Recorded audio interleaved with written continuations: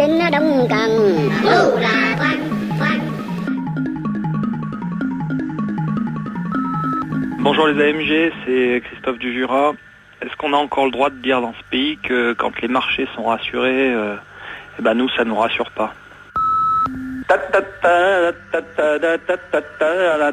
Mieux que n'importe quel illusionniste, que n'importe quelle prestidigitatrice, ce n'est pas deux lapins, deux colombes.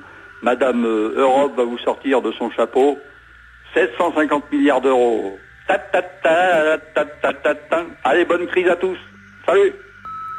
Aux infos de France Inter, toute la matinée, les marchés sont inquiets, les marchés sont fébriles, les marchés doutent, les marchés rechutent, les marchés ci, les marchés ça. Pas un mot sur la vraie société, sur l'économie réelle. On n'en a que pour l'information de la spéculation. Oh, les journalistes, c'est quand que vous allez faire votre boulot? Ce matin, lundi, les marchés sont rassurés. Les marchés sont rassurés. Mais qui sont ces marchés qui sont rassurés aujourd'hui et qui étaient très inquiets la semaine passée? Qui sont ces gens? Quels sont les êtres humains qui se cachent derrière ces marchés? Et les spéculateurs ne sont-ils pas ces fameux, entre guillemets, investisseurs? Mais qui sont ces investisseurs? Et à quoi servent-ils dans notre société aujourd'hui? Au secours, Frédéric Lordon, au secours, vite, des explications très pédagogiques parce que nous en avons besoin, le peuple en a besoin. Merci beaucoup pour toutes les émissions. C'était Marie de Genève. On essaie de nous faire croire que l'économie est un domaine réservé aux initiés. C'est en fait très compliqué. Mais en fait, c'est pour arranger pas mal de gens. Tu me diras si je me trompe, Daniel. Je prends un exemple. Le bouclier fiscal.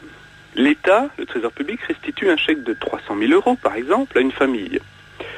Maintenant, cette famille, c'est 300 000 euros. Donc, ce qui correspond grosso modo au prix d'une maison que vous et moi allons rembourser sur 30 ans. Donc, c'est 300 000 euros, cette maison que l'État vous restitue. Eh bien, qu'allez-vous en faire? À mon avis, vous ne comptez pas sur ça pour finir votre fin de mois. Donc, vous allez les placer sur des marchés financiers pour avoir le meilleur rendement. Et puis, il faut bien le placer quelque part, cet argent. Maintenant, l'État, il se prive de 300 000 euros de recettes. Il doit pourtant boucler son budget, comme tout le monde. Donc, ces 300 000 euros, eh bien, il faut les emprunter. Et à qui on va les emprunter? On va les emprunter aux marchés financiers, qui eux-mêmes les ont récupérés de la famille, qui a récupéré 300 000. C'est compliqué, mais c'est simple à la fois. C'est-à-dire que l'État vous restitue de l'argent, mais qui lui-même va devoir réemprunter. C'est ainsi qu'on crée de la dette. Et puis à un moment donné, il va falloir arrêter tout ça, un petit peu comme en Grèce. Donc on fait quoi? Eh bien, on fait comme la politique actuelle, c'est-à-dire, on ne va pas augmenter les impôts, là où il y a de l'argent, on va simplement réduire les dépenses. C'est simple, élémentaire.